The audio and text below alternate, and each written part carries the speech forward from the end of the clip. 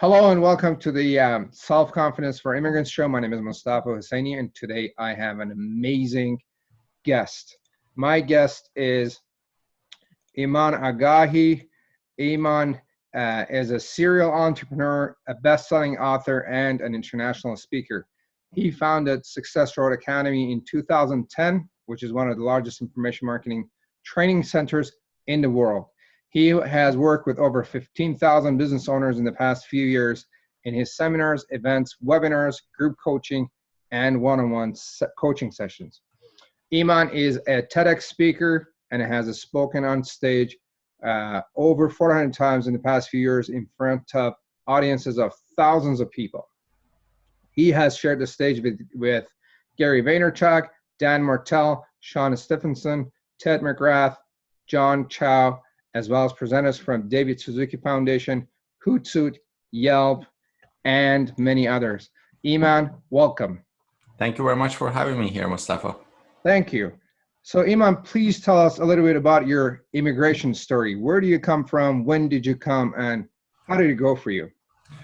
No, actually, my wife and I decided to move to Canada in 2008, and she actually had permanent residency before we got married. Like, we got married in 2007, and her parents actually wanted to immigrate to Canada in 2004. So they came here in 2004. They decided not to live here, and so they got the PR card, but they never kind of had the intention of like staying here for a long-term basis. And so in 2008, one day my wife's immigration consultant called her and said, if you don't come to Canada and stay here, you're going to lose your permanent residency. And my wife was like, okay, sure. Well, we don't want to live in Canada, so not a problem. Bye-bye. So she called me. That was like 8 a.m. And we used to live in Iran, right? We were in Iran. And so she called me on my phone. She's like, hey, this happened. And I said, we don't want to live in Canada. I'm like, yeah, we don't. Why would we want to live in Canada? So forget about it.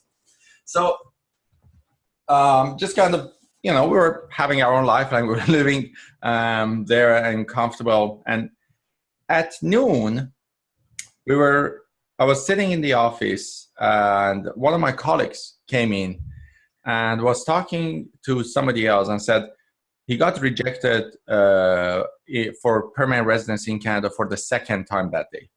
Oh. And he was saying that it's been just it was awful. Like, for him, he's been like trying to get to Canada for like 5 years, applied twice in different category, different classes. And like both of them, he got rejected. And he was just like, I really want to move to Canada, but I can't make it work. And as he was talking about that, I was thinking, we have this, and maybe we should think about this like for an hour, right? So I called my wife and I said, honey, do you want to think about this Canada thing for an hour? Like, just, we are saying, no, we don't want to live in Canada, but like, we haven't never thought about it really. And she said, sure. So that night we went outside. I went to this buffet restaurant in Tehran, and in 1 hour, we decided to move to Canada. Wow. And the next day, she went to her job to put her notice, and her boss said, I don't want to notice. If you want to leave, you can leave now. So she left her job that day, and she bought a ticket 15 days later, like for 15 days later, and she got on the airplane and came to Canada and applied for me. And 7 months later, I was here as a permanent resident. So there was some good parts to that, and there were some bad parts to that.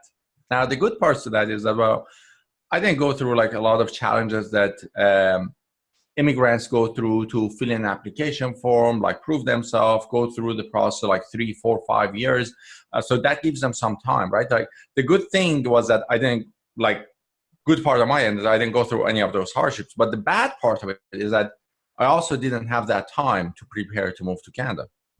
So like the moment that we decided to come, the next day my wife was like, and then on the way here, and then within like few months, like I had to come. Like, she applied for me in August, and then I got approved in January, and I was here in March.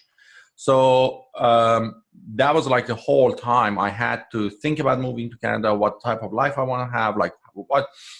We didn't have any family, we didn't have any friends, we didn't have any network here. The only thing that we chose Vancouver, like we moved to Vancouver, and the only reason we moved to Vancouver was because good weather. Like I cannot live in extreme heat, and I do not like to live in minus 40. But funny enough, is actually we chose Vancouver not because of not being too cold, it's because it doesn't get too hot.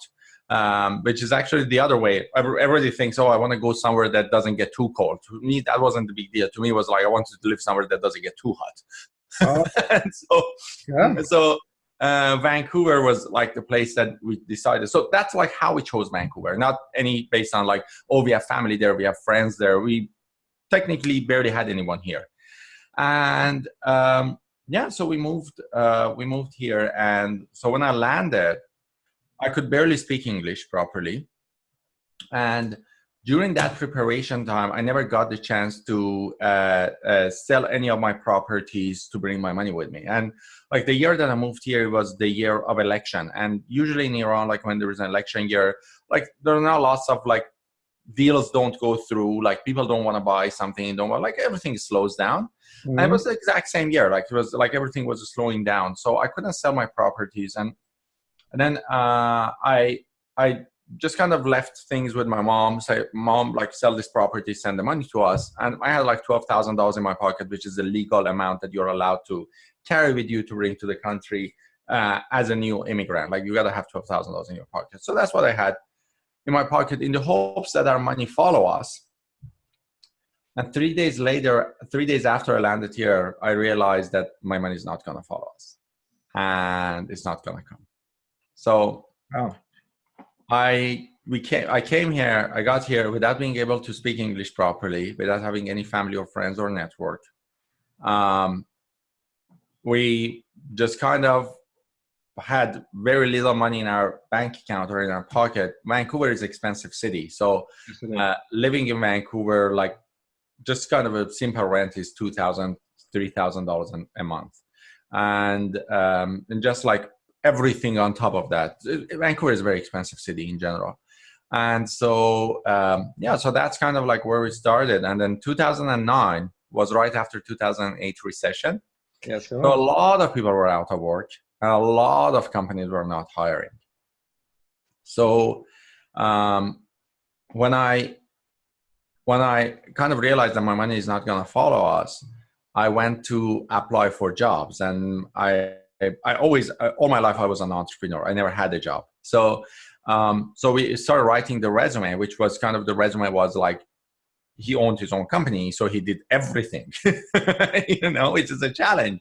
Because when, for example, your experience is like being a salesperson or marketing manager or like being an engineer or something, like that's easier to define than when you all your life, you own the company and you did everything. And just kind of like, I even didn't know what to write on my resume to be a hireable person, right? So anyhow, so for month and month, we worked with a lot of career consultants that were provided by the government and like funded by the government. And kind of got myself to some classes that were funded by the government, and went through the whole process. And every day I was dropping resumes, one after another. And it just kind of couldn't find a job. And that's kind of like, that's the beginning story of our immigration. Oh yeah. And so how did you feel when you first got here, having, not being able to speak English, and then you realize 3 days later your money is not following and you're trying to create a resume, and how did you feel? It was actually a weird feeling. Like when I landed in Vancouver, culture-wise, I felt like I landed home. Like I didn't feel like I didn't have the cultural shock that everybody feels. Like not everybody, but some people feel a cultural shock, some people don't, right? Yeah. I didn't have a cultural shock. However, like I was curious. I was like, I wanted to know more. I wanted to learn more. Some people immigrate because they have to immigrate and they don't want to melt into the culture. some people immigrate and they want to keep like what their culture is, and like what they like some people want to be who they were, Yeah. and perform in the new society. Some immigrants want to learn the new society's rules and play within the new society's rules and culture. Yeah. And neither are wrong or right. It's just they're different, and it comes from lots of other things from our side. I was the curious type. I was the type that I wanted to learn about the culture. I wanted to melt into the culture. I love my culture, and I love everything about the culture. But then I also wanted to learn about this culture and kind of melt into the culture. So from those points of view, I didn't have a hard time connecting with the society. And someone said something that was very interesting. Someone said, when you go to a company, when you go to a bank, when you go to a restaurant, it's the responsibility of the person who works there to serve you. Okay. And never be embarrassed about asking for service, because you're a customer and they have the responsibility to serve you. So that actually made a ton of sense to me. So whenever, for example, like even when I went to the bank for the first time and I wanted to open a bank account to put my money in, the person said, do you want an English-speaking person or a Farsi-speaking person? And I said, English-speaking, it doesn't matter. I couldn't speak English. I was like, it wasn't that I couldn't speak English. Let me clarify this. I could speak English, but I couldn't speak English properly. Meaning that when I landed at the airport in Vancouver, the immigration officer asked me, how is it going? And I got offended, because I was like, what do you mean, how's it going? I'm not an it. Like, I'm not going anywhere. I just got here. Like, what are you telling me? Like even like racial discrimination from here? Like, I haven't even started yet. Yeah. So I knew how, and I knew is, and I knew it, and I knew going, but I didn't know what the combination mean, right? Oh, okay. So or 9 months later, somebody asked me, I was at the library, and somebody asked me, what are you up to? And I thought she means, what are you standing up on? So I looked down and I said, floor? Like, all of us are up to floor. Like, what do you mean? Like, what are you up to, right? And it's like, you're standing on the same floor that I'm standing on. So, yeah, like I have a lot of like these type of things. Like I was like a year later, like I was driving and one of my friends was sitting beside me and she was like, you want to turn right? I'm like, no, I don't. She's like, no, you want to turn right? I'm like, no, I don't. She's like, no, you want to turn right? I'm like, no, I don't want to turn right. And she's like, that means you should turn right here. I'm like, oh, okay. Right? So it's not that like I knew the bookish English to kind of a low intermediate level. Like it's not that like, right? But even from the first day, I put myself out and I said, like, I gotta talk to, non-English speaking people and English speaking group of people. And like one of the city that we used to live in is called North Vancouver, which has actually a lot of Iranian population. So you pretty much can go out and do not speak in English, like speaking Farsi entirely, and you actually can get by. Yeah. And one of the things that I decided not to do was exactly that. It was like I decided not to go out and speaking Farsi, because I said, if I want to learn the culture, if I want to learn how to be a Canadian, I gotta hang out with Canadians and I gotta hang out with like the whole thing. And a Canadian doesn't mean just a white person who speaks English, by the way. A Canadian is a Chinese person, an Indian person, an Iranian person, like an indigenous person, like all of us are Canadians. And if you want to become Canadian, you gotta learn how to be with everybody at the same time. Like we are white and black and red and like we're all of us like there, and we gotta kind of learn how to respect each other's culture, and we gotta learn each other's culture so we can behave well with each other and we can respect each other. Now, as how I felt, I was overwhelmed, because I was overwhelmed with the entire like concepts of a multicultural society that how this multicultural society is performing, is like how all of these people from all of these nations are getting together and building a very successful company. And I wanted to learn, because this was something that to learn from. This was something to, it's like, okay, so how Canada can become the top rated country in almost any kind of like happiness or satisfaction or like anything in life. And it has all of these cultures. So, and I was like a sponge. I was like going everywhere, and was just like trying to get as much information that I could. When you land in Canada, they give you this immigration book. Like they give you this book, is about 300 pages. I think I'm one of the few people in the world that has read this 300-page book. I read it cover to cover. And knowing that I don't read books, that's a huge accomplishment. Like I barely read books, but this one was like I read this cover to cover, and just kind of went to, and so I went after like every single information that I could to get the information and to get the support. And I was very open to the fact that I have weaknesses and I have my own strength, and I got to improve my weaknesses and I got to improve my strength. Sure. So that was one of the like most overwhelming things for me. What was most overwhelming? Being open and staying open, because being open makes you tired, right? Is that open to learning? You open to learning and open to understanding where you are weak. Okay. Right? Because some stuff, like we are so used to, we are used to ourselves, right? We know what our strengths are. Yeah. And some stuff that are our strength when we immigrate are not necessarily our strength where we immigrate to. Yes. Okay. And the other thing is that when you immigrate, you're like a 5-year-old kid. You don't have a lot of friends.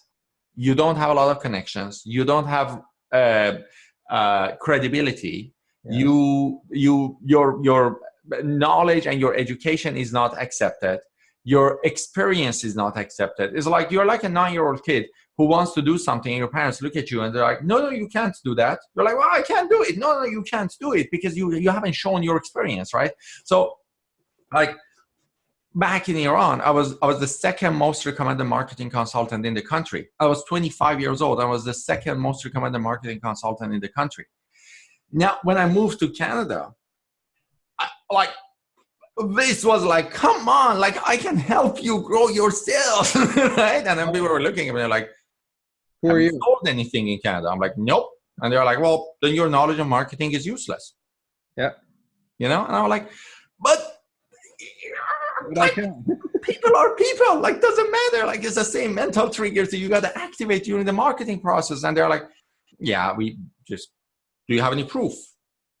And I'm like, yeah, a lot, like, but you don't understand it. And they're like, so we don't understand your experience, so your experience doesn't count, right? Okay. I remember I used to work with this university back in Iran, and it was a private university, and within 1.5 years, I increased their sales by 800%. Now, this is a multi-million-dollar business that within 1.5 years, I increased their sales by 800%. Wow. Right? The very same type of business, I had a job application here, and I was looking at it, and I'm like, this is my expertise. Like, I can get there. I can transform your business. Yeah. Right. And they got on the phone with me and they talked to me and they're like, yeah, sorry, you don't have any experience in our industry. I'm like, you gotta be kidding me. Like, I've worked with so many educational industry. Like, that's my signature, like, knowledge, right?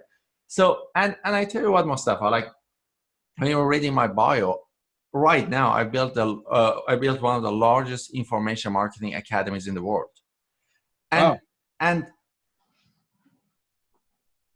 that is because when I was looking for jobs, people didn't give me the chance, so I built it for myself. How did you go about that? So tell me about How did you so you showed up and people are like, well, sorry, your experience is not in English. You don't have experience here. And then you're like, well, I have all this knowledge. How did you transform? How did you fix that problem? How did you present yourself? How did you go about it? Well, I actually didn't realize how that worked until I already had my own business and I started hiring the first person. And so that was actually like a few years later. So, okay, so here's what happened with us. After we moved, I pretty much every day I dropped off 10, 15, 20 resumes every day to local businesses, to universities, or anywhere. There was any job. And I had 3 resumes. I had a resume for marketing person. I had a resume for the salesperson. And I have another resume for, I don't remember what it was. Oh, for customer service, right? Because I just wanted a survival job. Like I was like, whatever survival job I can find, right? And I had these 3 resumes, and whatever would come up, I would change the resume. I was really working hard. I would like change the resume per company.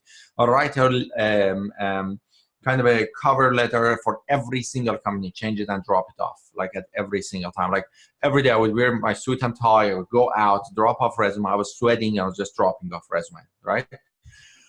And I only got one call from one of these companies. And that one was from the university. And they told me that I don't have the experience to help them. Right off the bat from the first interview. So I didn't even get to the second interview with that company, with that university. 11 months later, I had another $8,000 in Europe. So I brought that money as well. So we had $20,000 to survive. And 11 months later, we got to this day that we had $2,500 in our bank account left, which is a miracle, by the way, living in Vancouver for 10 months and having like with $20,000. That's just like miracle right there. but we got to this point that like we got this $1,000 bill and we had $2,500 left in our bank account.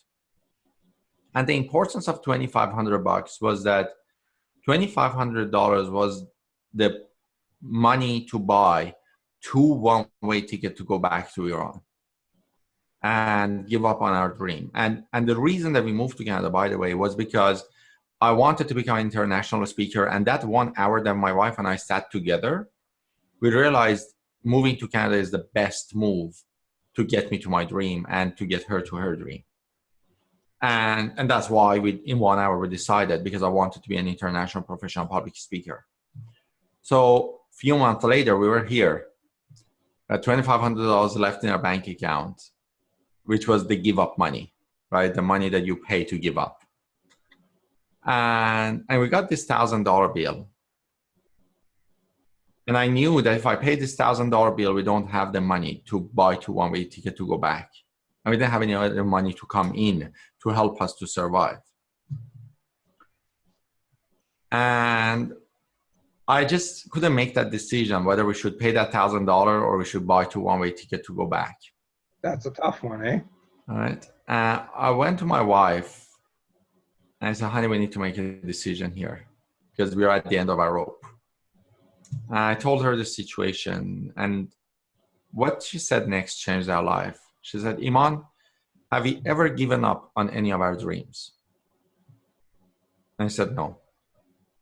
And she said, so why would we do it now? Pay the $1,000 and we do what it takes to reach our goal. You know that there's sometimes that somebody believes in you more than you believe in yourself. Yeah. And that was exact that time for me, right? And my wife like believed in me. And it wasn't just like some of those things they say, oh, yeah, you go and I like just see what happens. No, she was like, let's do it. And I'm willing to become homeless with you. Good. And we paid the $1,000 bill. I paid the rent of that month. And we had $500, $600 left to buy food for the rest of the month. This is how long since you got here? 9 months? This is 11 months after. This is the 11th month. Wow. Right. And so the countdown to become homeless started.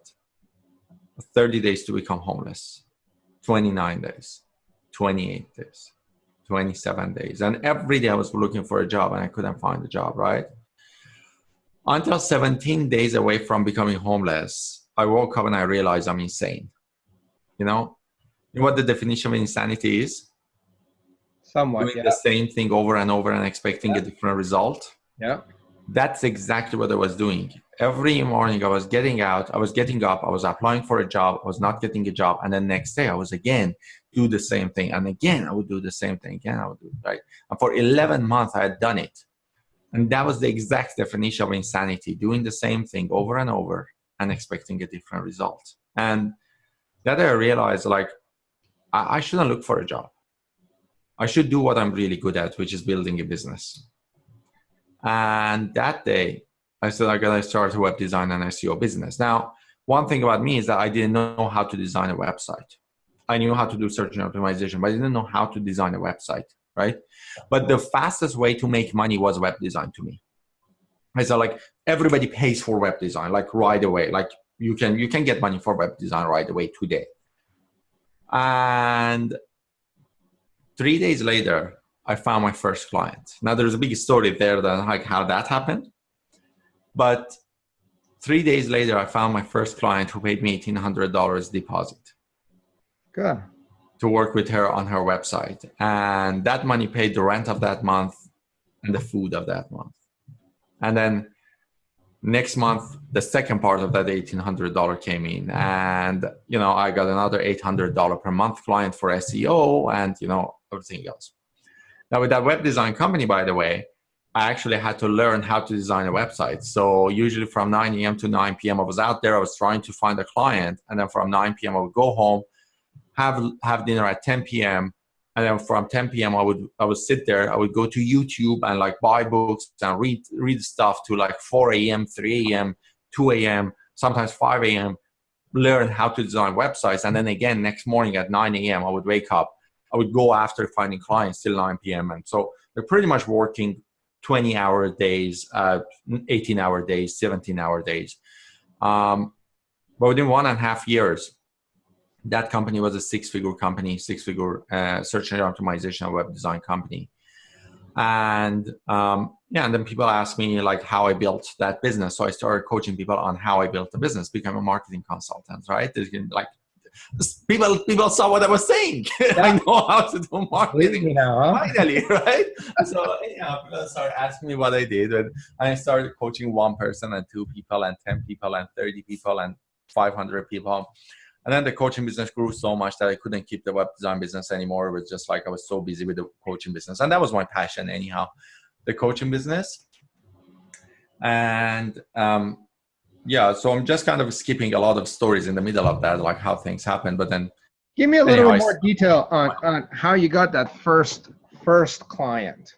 Because a lot of people want to start a business and it's that first client that they don't have, and then they're always worried about, do I have a portfolio? How do I show them that I can do it? What do I charge? How did you go about that?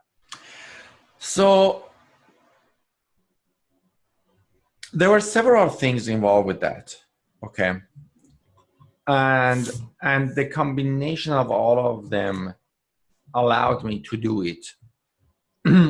Number one, during the time that I was looking for a job, I took a course on how to build a consulting business. It was government-funded job. By the way, they didn't want to let me in. They said you cannot get a consulting job in this country. You're just like, you don't have any experience, so we don't want to get you in. And so anyhow, so I had to actually fight myself to get into that course. They were like, "There's no way you can succeed in this." And then I said, well, do I qualify based on government requirements? And they said, yes. And I said, well, you have no business judging me what I can achieve and what I can't achieve in my life. Just if I qualify based on government requirements, I want to be in the course. Yeah. And so that's like, I fought myself into getting into that course. And by the way, I'm out of that course. There were like 20 people in that course and only 3 people have their own businesses still. And I'm one of those 3 people who still have our own businesses. The rest of them actually went back to get a job. But I got to that job and I realized one of the things is that everybody was talking about networking, like the word networking. Everybody was saying that if you want to build have a successful life in Canada, you gotta do networking. And I have an IT background, so when people were saying that you gotta do networking, to me, networking was connecting an RJ45 to a network card, right? Yeah. Like, what do you mean all successful people in Canada do networking? Like, that just doesn't make sense, right? It took me like 6 months to grasp that they mean like connecting with other people. Like, doesn't mean like RJ45 a network card. We don't have the concept of networking in Iran. Like, we just don't have that concept. Like, you gotta go do networking, right? We don't have networking events. We don't have things like that. We do seminars, conferences, but we never talk about networking or anything like that. So I just didn't have the concept originally in my mind. And so after that, after we started, I started saying networking. And then I started going to networking events. I wasn't getting a lot of like anything from networking events. And I knew that everybody's saying like, go to networking events. You can find a job, go to networking events. You can do this. I was going to networking events. There was nothing there.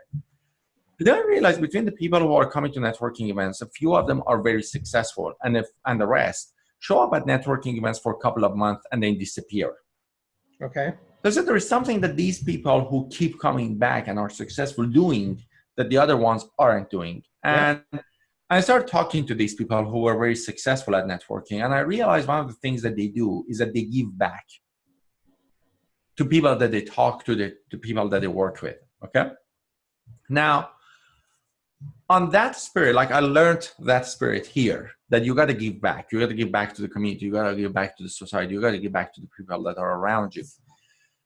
When I was taking that consulting course, one day I stood up and I said, I'm willing to design a free website for anybody who is in this class. Huh. And everybody was like, yeah, I want a free website. Like all of them wanted to start their own business. And I got like 10 people who wanted to design a free website. And I used that as like the base, the sample, like free work. I worked for free to get that samples of work done and learn the web design, right? And to make it better. But also the day that I decided to start my own business, that day, by that day, like I hadn't designed any like super awesome, amazing website. All of the websites were very basic websites, right? Yep. And then on that day, I said, if I want to own my own business, I got to stand out from the crowd. Like I cannot be one of the people that I'm just like everybody else. And I'm just another web designer who can't speak English. Like, I don't want to be that person. Yeah. I want to stand out, right?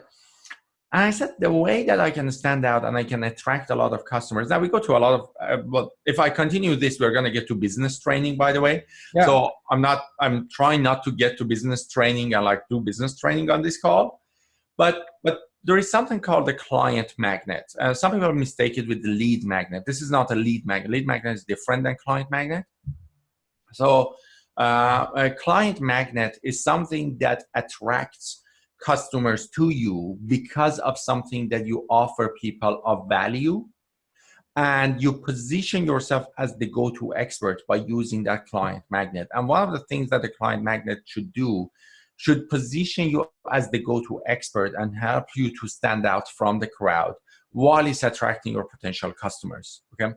To put this simply, what I did, I started a group called the Vancouver Business Network. So the day that I decided to start my own business, I founded a group called Vancouver Business Network on Meetup. So I went to meetup.com.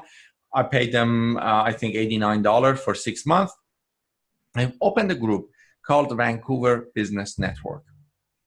Now, the moment that I opened that group, I wasn't just a person who does web design and can't speak English.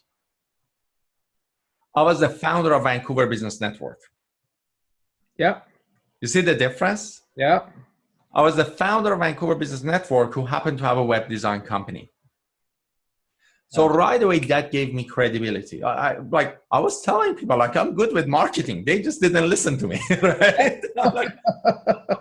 So right away, that positioned me as the go-to expert. As a person that's, okay, so this guy has a big network of groups, of people. Now, another thing is that I said with VBN, Vancouver Business Network, I'm going to do bi-weekly training for people. So train people on their business. Yeah, to build their business, right? So now this is giving people value for free.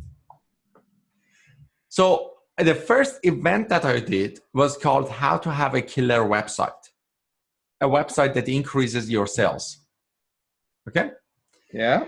Now, I put that as a title, right? And by the way, but with my broken English, I wrote like everything. And, you know, people were so forgiving. Like people were sending me messages. Iman, like there's a grammar issue here. There's a grammar problem here. Here is like, they edit it for me, like send it back to me, right? And Meetup promoted it for me. And as that was happening, this all happened in the first day, by the way, right? Yeah. And for a long time I hadn't got any haircut by that point, right? I was saving money, like I was saving money any time that I could, and I didn't have a haircut. So I was walking on the street, and I said, okay, if I want to have my own business, I got to get a haircut. I just can't be like this. I got to represent me better. Yeah. And I went to this barber, to this hairdresser.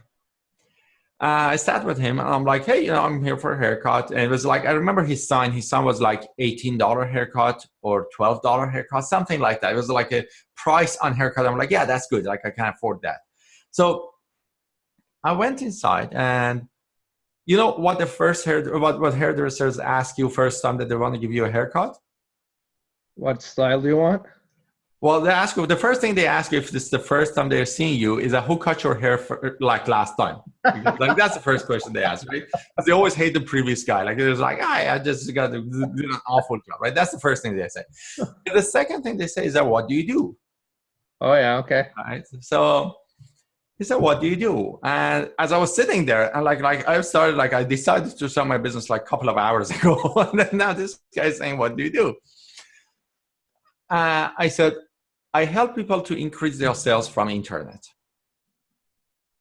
And then he said, what does it mean? And I have no clue what it means, right? I just said something, right? Randomly. Right? And I'm like, you know, when you are done with my hair, I'm going to explain it to you. And so as I was sitting there on the chair, I was telling him about the fact that I've started this group called Vancouver Business Network. I'm doing a talk on how to have a killer website, like all of these things. So automatically it positioned me as a go-to expert to this person's mind. Right? It's like, okay, so this guy knows what he talks about. He has a group, he has a network, blah, blah, blah. And then he's like, okay, so give me the address of the group. So I gave him the address of the group, everything. Then when he was done with my hair, we went to the cashier and I said, well, give me a pen and paper. He gave me a pen and paper and I asked him, it's like, so tell me what makes you unique in your business? What makes you stand out from the crowd in your business? So he told me. And I said, so when people want to come to you, what it is that they want to see in your business? So he told me. And so I interviewed him as if I would really interview a person. That I wanted to build a website for him that would increase his sales. And as he was explaining it, I was drawing this sketch of a website for him on that piece of paper. Okay. And within 10 minutes of me interviewing him, I finished this website on a piece of paper and I turned it back to him and said, if you design this website, it increases your sales. And he looked at it and then he said, Iman, you don't know this about me, but I'm one of the most connected people in Vancouver, and I go to a lot of networking events, and I know a lot of people, and I've seen a lot of online marketers. And nobody has ever explained how to increase my sales from the internet the way that you have explained it to me, right? But he didn't buy from me. He was just like, okay, so it's $18 for the haircut, whatever, right? So I paid him whatever I was supposed to pay him. Yeah. And then 3 days later, he called me and said, Iman, I'm sitting with this lady who wants to increase her sales from the internet. And she hasn't been successful to do this in the past 3 years. Would you mind to talk to her for a couple of minutes? And I said, no. So he passed the phone to her. She talked to me and she said, are you available right now to sit for a coffee with me? And I was like a block away from the hairdresser's office. I'm like, yeah, absolutely. So we went to a Blend's Coffee right at the corner of 15th and Lonsdale in North Vancouver. Sat for an hour, and she paid me $1,800 for consulting with her on how to increase her sales from the internet for 12 hours of consultation, $150 an hour. And that was the first time that was the money that saved my saved us from staying in Canada. And yeah, and then when we did the consultation, I needed to design the website for her, so we charged her another $1,800 to design her website, and so that was the second money that came in. And then the $800 per month SEO client came from a friend of mine that I actually that happened exactly the same thing. So with that friend of mine, I was giving him free content. So everything that came to my life was because I was giving people first. I was sharing with them first. I shared my expertise with them first. I shared with them. Now, remember, I didn't know how to design a website technologically, but I had a great marketing knowledge. So when I say I didn't know how to design a website, doesn't mean that I didn't know how to increase the sales of a person from the website. I just didn't know how to code it. Yeah, you knew what you need. You knew what you need to put on it, but you necessarily are not a programmer. Yeah, exactly. I didn't know how to design. I didn't know how to HTML. I didn't know how to use Photoshop. I didn't know any of those things. Right? I learned all of those things after I started working with these people, like for the free ones and the paid ones, and there was time of my life. Like I remember, I designed this website for this guy, and it was just like a sample. Like I wanted to design him the website for free, and in return for his website, he bought me a burger. I always go back to that time of my life. That's just and if you know this about me, right now I charge $2,500 an hour to consult with the person about their marketing and business. So every time that I go back to that, it's I went from designing a website for a burger to $2,500 an hour. To $2,500 an hour for consultation. And nobody can buy just an hour. They gotta buy at least 26 hours. Right? So that was a transition. And this is I actually that guy bought me the burger in 2010. And now it's 2017. So it's 7 years ago. It's not far ago, right? Huh. And so that just want to tell you that life changes big time. But you got to be also the person that goes first and gives people first and does the work first. Yeah. A couple of things that I want to mention here. A few things that you talked about is the giver's gain philosophy. I don't know if you're familiar with BNI. I'm a BNI member, and the BNI philosophy is giver's gain. So a lot of immigrants show up, or some show up, and they want to get, right?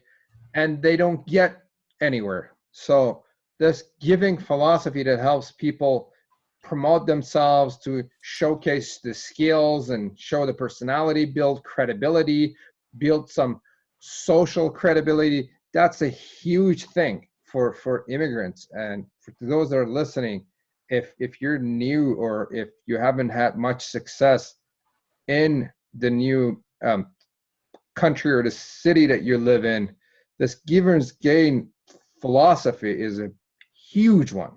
It's huge.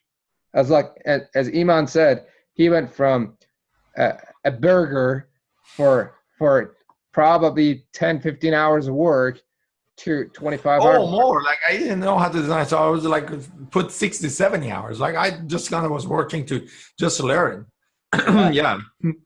Wow, it's funny. Mine and your story on that is pretty identical. I started a web design company and we still have it. And I had no clue how to design a website. We just went out and learned it. Yeah, but by the way, for the people who are listening to this, that doesn't mean that just go start a web design company and try to figure it out. There was some background. I'm sure Yeah, that you had some ideas. I had some background, like Same thing, yeah, just for like sure. we on both feet, and like we didn't go charge people money without knowing what exactly we were doing. So you started getting into the seminar business pretty early. Like, were you not concerned about your English when you started the networking business? Because a lot of people, a lot of immigrants are. Like, I've Yeah, seen people that absolutely. have been around for 20 years, they're still concerned about their English. Yeah, absolutely. So yes, actually, that was a massive issue, and I tackled it from like different points of view. So I divided my challenge with speaking in English in several areas. Okay, so I said what. So yes, I have challenge with speaking English, but what type of speaking English do I have challenge with most? And one of the things I realized, I was challenged with impromptu speaking more than anything else. Meaning that when a person comes to me and asks me something that I'm not ready for, I could not give them the answer properly. Yeah. However, if I had prepared the talk, I'd worked on it, had thought about it, then I would be pretty comfortable speaking. Yeah. So that was one piece. So when I started Vancouver Business Network, I called one of my friends that I met at that consulting course. Her name was Sarah. And I said, Sarah, I need you to run Vancouver Business Network as the MC for me. MC is the guy who is the person who runs the event, right? I said, I need you to run Vancouver Business Network as my MC for the first 3 months. Would you be willing to do that? And Sarah, I didn't know this at the point. She actually hated to even have a public profile on any website, right? But she said yes because I had designed a free website for her. Okay. So she even didn't like mention anything. She didn't do anything. She was like, "Yeah, sure, Iman, I'm willing to do it." Right? I didn't know this, but then after the day that I called her and I said the 3 months is over, so I want to take over, she right away went and erased her profile, and she was like, Okay. it's a privacy thing. Right? I didn't know that back then, but so so she ran the group. So for the first 3 months, everybody thought that I'm the videographer of the group. Because I was taking my videographer with video camera and a tripod to the event, put it in the back, try to avoid talking to people. And Sarah was the person who was in the front of the room. And she was the one who was introducing people. And she was the one that was doing everything. Now, the first talk, I did it. But the second and third and fourth and fifth, well, I wasn't the speaker. So the only talk that I gave was the first talk. And then the rest of them were like done by other speakers. Okay, so here is something. Another thing I did, I joined Toastmasters Club. Okay. And Toastmasters Club allow you to practice public speaking, and they allow you to practice 7-minute talks, and they allow you to do 2-minute impromptus. Now, I knew that my biggest challenge is with impromptu speaking. And because of that, all of my Toastmasters assignment, I did them impromptu. So it's like... Explain that for the viewers. Oh, impromptu means like, give me a topic. Talk about skiing. Skiing, yeah. Okay, so, all my life, I was always scared of anything that I needed to slip on, like skiing or snowboarding or anything like that. However, I'm not scared of speed. In fact, I used to be a rally driver. And when I'm in the car, I feel really safe. But the moment that I get on a ski, I just don't like to do that. And I can continue talking forever for that, right? Pretty much everything you have been asking me today is impromptu for me. I didn't ask you for sending me questions or anything like that. You're asking me and I'm answering. That's impromptu speaking. Yeah, so you're not prepared for it, pretty much. Yeah, pretty much, right? And so everything I did with my Toastmaster Club, I did it as impromptu. So I got there, I asked people to give me a title, and I talked about it for 7 minutes. Okay. And then next one. Next one. It's like, you know, if you do a certain type of exercise, it hurts. And because of that, you do that exercise more often. Yes. Another thing that we did at home, we stopped speaking in Farsi with my wife. And it was hard because we didn't know what to tell each other. Yeah. It's just like the moment that you start speaking another language, like all of your feelings change, all of the way that you communicate change, all the things you want to say change. You want to say something, but you don't know how to say it, so you don't say it. But then you have to say it, right? And then so you just kind of like all of those little changes. We stopped speaking in Farsi at home. We were strictly speaking in English. We wouldn't answer each other if we were speaking in Farsi.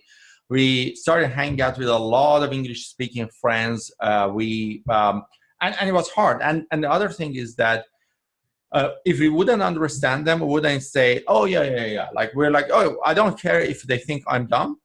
I'm not dumb. My English is bad. Yeah. So I need to improve my English. Yes. So I'm going to ask them 10 million times. Until you understand. Slow down, right? We started watching like TV like every day with subtitles, like just listening. Absolutely. And that kind of improved it. Having said that, I was scared the first time I got on the stage. I got scared every single time I talked at that Toastmasters Club. I got scared last year before I put my foot on TEDx Stanley Park stage in front of 2,000 people. I get scared every time right now that I get on the stage, and I've spoken on the stage. Well, the bio that you read said 400 times. I think so far I've spoken more than 500, 600 times on the stage in my life. Actually, a lot more than that. In my life, I've spoken, like since I came to Canada, I've spoken more than 500, 600 times on the stage. And I get scared every time, but that doesn't mean that I shouldn't talk. You have that butterfly in your stomach, right? I'm like, I don't even name it anything because I'm scared and I don't care about it. You just, tell me about that process. So you're scared and you just ignore it and move forward, or because the being scared phase stops a lot of people from doing a lot of things. Okay. They want to talk to a stranger, they go to a networking event and they become a wallflower, right? Yeah. They go to a party, they're too scared to say hi to a girl or a guy. How do you get past that scared stage? Okay, so there are two things, and people actually confuse them with each other. One is being scared. The second one being an introvert. Okay? Yeah. Introverts are not scared. They're just introverts. They're not just comfortable opening a conversation. So many people who become the wallflower are not actually scared. They're just introverts. They're not comfortable opening a conversation. It didn't matter if they were here or they were in their home country. They're just introverts. There are people that when they are in a group of people, like when they walk into a room of 30 people, they just don't feel comfortable going to other people and start a conversation. Yep. Okay? That's one thing. The other one is being scared as being scared, like just reading. Now, let's divide these two from each other first, separate them from each other, okay? Now, talking about the scared, and it's not just being scared about any feeling that you have. Yeah. For any feelings that you have, you can always ask yourself, how does this feeling serve me now? Okay.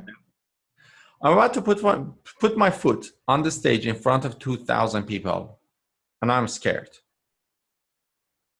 And I can't stand it. And I can stand there and I think, I'm scared. How is this serving me today? What's the answer? Not very well. It doesn't. No. It doesn't serve me. So all I can say is that go to my scareness, like to my sense of being scared. Yeah. And tell that sense, thank you very much for sharing your concern, but I don't need you right now. So do you call in on your other senses and?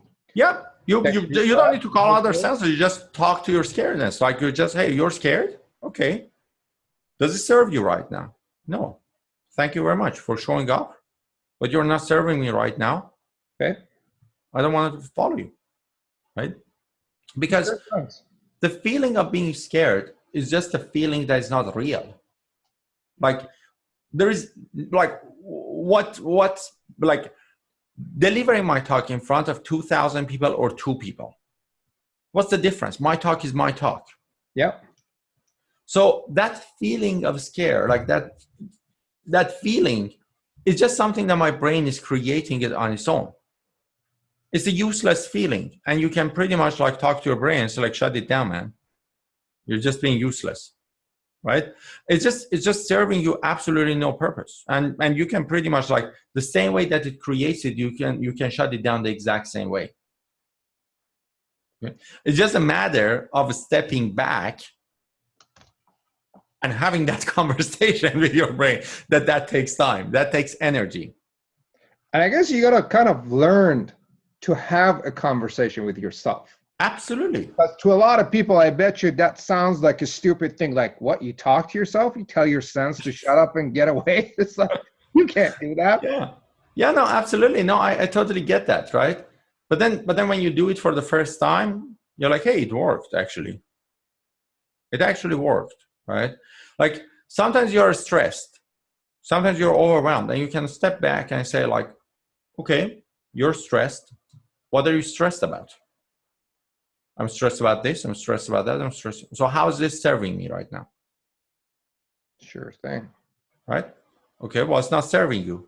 Okay, so thank you very much for sharing your concern. They got to move on and focus on the things that serves me today, serves me right now. Okay? So do you have any examples of situations or cases where you were scared or you had massive fear of doing something, but you just went ahead and did it? Oh, every single day, like every single day, man, like every single day. What, like what? In what situations? Give me some specific details so people are like, oh, I'm not alone. Well, I'm not, or something in the past where, maybe you were trying to speak in front of people, maybe it was your business or any Okay. type of situation. Let me tell you something better than that. Okay. Yeah. Because every time I get on the stage, I'm scared. Okay. And so, like, all of my stories of every time I get on the stage, I was scared, right? And I started not giving a shit about it, technically, right? Okay. I'm like, hey, okay, I don't give a shit about this. It's a common scare I have. Who cares about it? So that's just like pretty much common. But let me tell you another thing. The worst case scenario. Because one of the things that we are scared of the worst case scenario. But we don't even know what the worst case scenario can look like. Uh-huh. Okay? Like, you're getting on the stage, so you're worried, right? You're scared, but you're scared of what? You're scared of like your accent isn't good. You're scared of your content isn't good. Like, what's the worst case scenario that can happen? Yeah. Right? Let me tell you, like, actually the worst case scenario happened to me. Okay. And it crushed me. In 2011, like in 2010, 2011, I was trying to find any stage that I can speak on. But nobody was willing to put me on a big stage. Like all the stages I was speaking at were like 20, 30, 40, 50 people max. Okay. It was like really hard to get to a stage of 200 people, 400 people. And when I was sitting with this friend, just like I had just actually met him, later on he became a friend and stuff. But like I got to this coffee meeting with this guy, and I talked to him about marketing, and he said, "I'd like to have you on my stage." So what's your event? And I said, I'm doing an event for social media market. I'm doing a social media marketing event, and there are going to be 450 people in that room. I want you to speak there. I'm like, holy crap! Like really? Like, right? So it was just like the happiest that again, like finally I made it as a speaker, like the dream, like everything, like right? The biggest dream. And I said, so who are the audience? And I said, well, the audience are going to be 50-year-old plus entrepreneurs who don't know how to use social media. And we're bringing them to this day, like in the day, we're teaching them about how to improve their social media appearance, and then we teach them about Facebook and Twitter and LinkedIn and Yelp and all of these things. I'm like, okay, super great, that's awesome, I can definitely do that. And he's like, okay, so you're going to talk about Facebook advertising? I'm like, sure, absolutely, I'm going to talk about Facebook advertising. Super great. So so I prepared my talk. I had about like a few months, like 4 or 5 months. So I prepared my talk and I practiced my talk. I got in front of 50-year-old plus business owners who didn't know how to speak, how to use social media. And I presented to them, and the next one, and the next one, and the next one, and the next one. And so I presented this to them like all over and over and over again. And then they gave me feedback and I improved it. They gave me feedback and I improved it. I was just so ready for this talk, right? It was the talk that was just kind of like break through my career and just kind of get the amazing results. And the night before the event, I got food poisoning. Uh-oh. And I ended up spending the entire night at the washroom, like hugging the bowl, right? But I went to bed by 5 a.m. My talk was supposed to be at 1 p.m. So I woke up at 11:30 a.m. and took a shower, put my suit and tie on, and went to the event. Got to the event by 12:45, gave my presentation to the organizer, and the clock hit 1 p.m. and I got on the stage and I delivered the talk of my life, right? I talked about the Facebook ads and how Facebook works and like all of those pieces. And, you know, there was silence in the room. Everybody was listening to whatever I was saying and like hanging on to every single word. And so I went through the presentation. I was done, like people just kind of like giving a round of applause. I came down, there were like these people, like all 50-year-old plus entrepreneurs came down asking me about like this part of my presentation, that part of my presentation. Everything felt awesome. I went, sat in my chair, and I loaded my Twitter account. And there was this hashtag on the event that we were using, SM Unplugged, right? Social media unplugged. And so I went to Twitter and like search for the hashtag to get people's feedback like online, right? And the first guy online saying, "Oh, I couldn't wait to finish. I had to finish my lunch. I'm so sorry that I left my sandwich in as for this crappy talk." And I'm like, oh, okay, so this guy didn't like me. Then the second one is like, "Oh, I'm just waiting for this asshole to start selling me a Buick." That part of my last name is Bick. So this guy is like praying on that, right? So he's like, it's like, next one. "Oh, this corporate asshole has no idea what he talks about." I'm like, I'm not corporate. Like, I'm just, what do you mean? Like, and then the next one, and the next one, and the next one, and the next one. And there are these like 400 people who are tweeting negatively during my 1-hour talk against me and booing me virtually on the stage. Twitter. On Twitter. On Twitter, right? On Twitter. But that's not the biggest problem. The thing is that now there are these people who are not at the event and are seeing somebody's crashing and burning on the stage. And they're like, holy crap, like what's going on? Like, show us a picture of this asshole. So people are taking a picture of me and tag me and like reply to them, right? And just kind of like they're adding up and they're like, oh my God. And then now these people who are not at the event are going to Google and searching for me and like find like stories and like this and that. And just like adding more stuff to it. And it's like, oh my God, like look at this, like yeah. So they're like adding all of these other pieces that has nothing even to do with the event, like from everywhere. So now there are 600 people, but that's not a problem. This is a social media event. Somebody's crashing and burning, and there are 600 negative tweets in an hour. That's like 10 tweets a minute going on, right? And so we started trending in Vancouver. Then we started trending in BC. Then we started trending in entire Canada. And over 2 million people saw these tweets of me being booed and crashed and burned. Wow. On the stage, right? By these people. What happened? I was puzzled. I'm like, what the hell happened? So I went to Jonathan and I said, Jonathan, like, just like, what happened? And he said, I think the kids didn't like you. they're like, who are the kids? I said, we weren't able to sell the tickets to these to 50-year-old plus entrepreneurs. So we gave a special discount to students who were studying media at college. So I'm standing on the stage teaching 19-year-old kids what a Facebook post is. Because I'm thinking he is a 50-year-old entrepreneur who doesn't use Facebook at all. So what, did that work good for you at the end, or did it hurt you? Okay, so here's the thing. I was crushed. Of course. I was crushed. Like, I was like, this was supposed to be the biggest day of my life, and I burnt it. I'm like, I can't ever make a good speaker. I have accent. I don't have the knowledge. I don't have the, like, I just can't. Like, I'm dreaming of something that can't be achieved. Like, look around. How many people, world-class speakers, are like you, who have accent, who are coming from as an immigrant? Well, how many people are out there that are like you?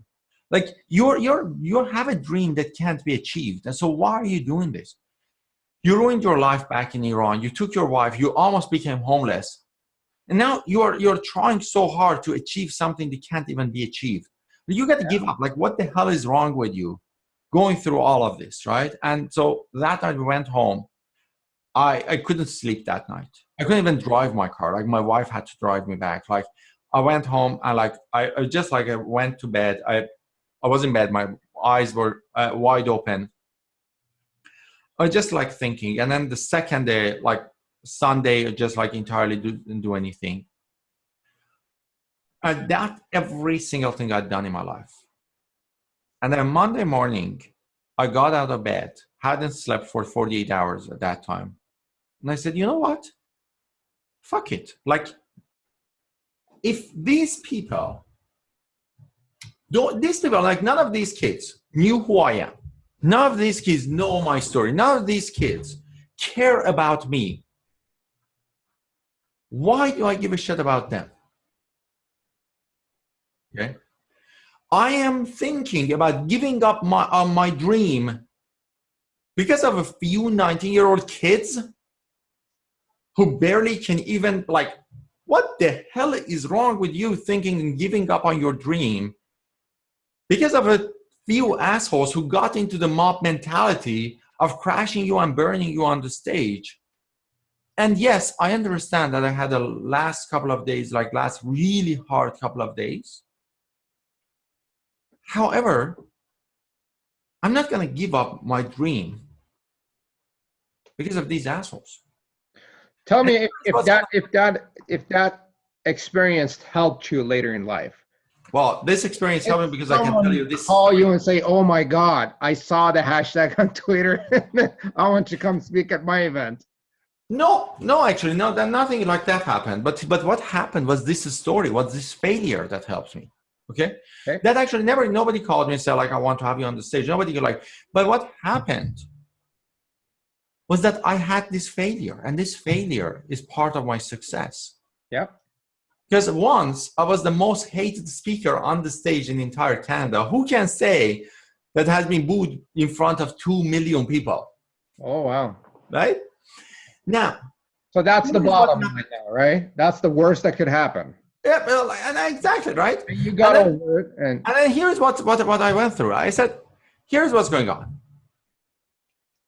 When I make it as an international speaker, half of these people are not going to even remember who I was. The other half, who may remember me, are going to come to me and say, you came a long way. Yep. Very so true. In 2016, when I did my TED Talk, I came down, somebody came to me and said, you came a long way. And, wow. And that was like, for me, it was a like really important sentence, right? So I turned back and I'm like, okay, wait. And now there are like 50 people around me want to talk to me. And then suddenly this guy came like, you came a long way. I'm like, okay, forget about the other 50. You come here. When did you see me first speak? I said, I first see you speak in 2013. Now, 2013 is 2 years after that crashing and burning on the stage. And by that time, I had already made it as a speaker. So this guy is telling me I came a long way even after I became an international speaker. Wow. Right? And that's just like that closed that loop for me. That is just like, yeah, you know what? I came a long way and I made a massive difference in people's lives. And I didn't give up on my dream, and I'm living my dream. Good. And that's what I want you to realize, that success never feels like success. Success is a combination of failures. And once in a while, you fail at failing, and to others feel like success. My TEDx talk has been rated as one of the best TEDx talks in the history. When I listen to it, I hear 12 things that I can improve. But when people listen to it, they hear one of the best TEDx talks of the history. Success never feels like success. Success is just failing after failing after failing, and then one time you fail at failing, and others call that one success. Now, if you continue failing till you get a lot of those failing at failings, you are seen as a successful person. But every day, I actually fail. Like every day I fail. But people don't remember those failures. What people remember are those successes. And these failures become part of my story. You think at the time that I was almost becoming homeless, it ever felt like success? No, I just failed at becoming homeless. Like I failed at becoming homeless 14 days away from becoming homeless. That person hadn't paid that. If that person hadn't paid me the $1,800, I wouldn't fail at failing. So I would fail. I would become homeless. Interesting. So we're pretty much running out of time. What quick advice do you have for immigrants when it comes to improving their self-confidence? What would you tell them?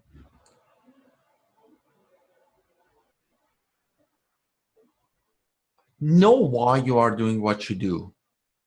And every day, go for it and do the uncomfortable thing. Because the uncomfortable thing is why you don't have the confidence. You don't have the confidence because it feels uncomfortable. So the best confidence that you can get is being confident to do the uncomfortable thing. I like that. And every day you get rid of one thing that is uncomfortable. And the next day you get rid of the next one and the next one and the next one. And remember, you, no matter how old you are deemed as a 9-year-old kid who doesn't have any experience, who just getting started, and who got to build your social connections and social clout. I understand that when you left your country as a very successful person. This is Canada. Canada gets successful people to come here. We are a combination of a lot of successful people in this country.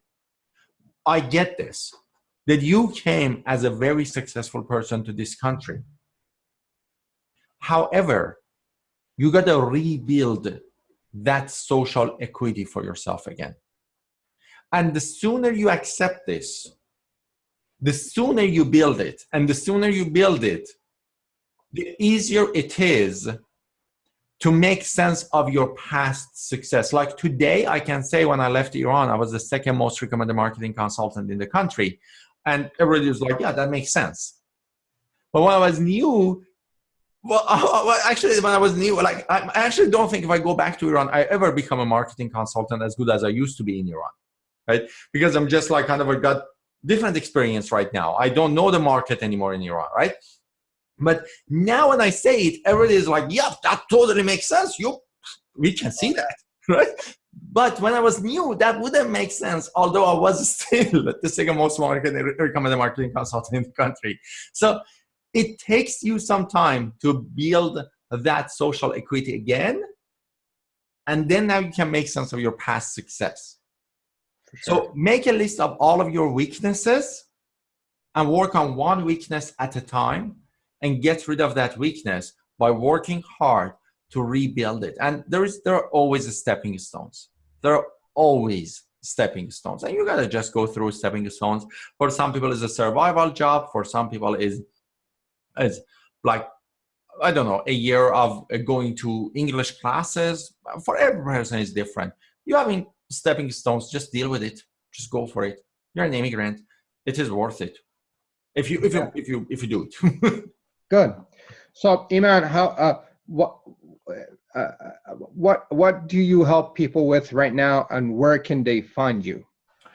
So in our business, I have people who can make a positive difference in other people's lives. Like people like you, Mustafa, like that what you do changes people's lives. You help people to get confidence. You help people to have a better life, right? In my business, I help people who make a positive difference, who can and make a positive difference in other people's lives to get their knowledge and message and turn it into something that they can monetize from their online courses. And I teach them how to do webinars after they build their online courses.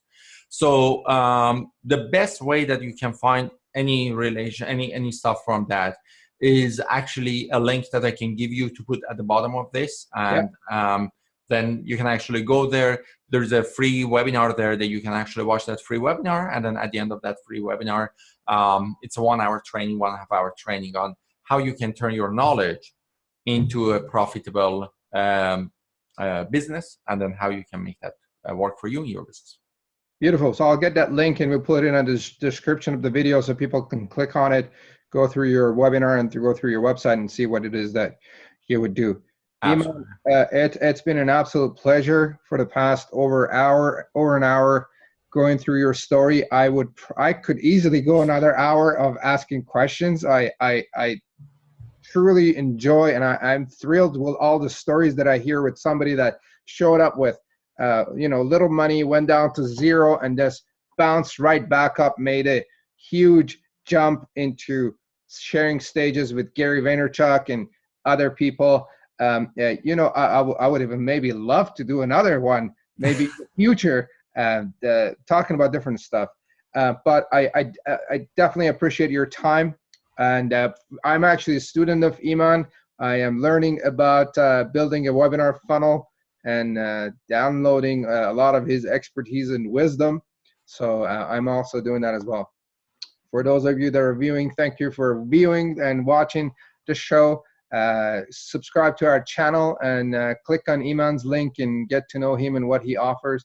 And looking forward to serving and supporting you in improving your confidence.